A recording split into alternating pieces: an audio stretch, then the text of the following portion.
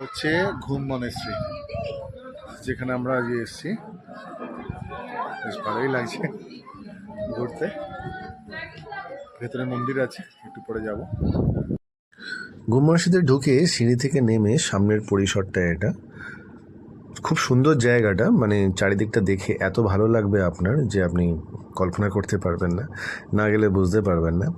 সিঁড়ি থেকে নেমে এসে সামনে একটা বিস্তীর্ণ পরিসর রয়েছে, সেখান থেকে জুতো খুলে প্রবেশ করলাম মন্দিরের ভেতরটায়। ঢুকতেই মানে চারিদিকটা এতটাই শান্ত, এতটাই নির্মল যে আপনি নিজের একটা মনে হবে যেন একটা মেডিটেশনের জগতে চলে এলেন।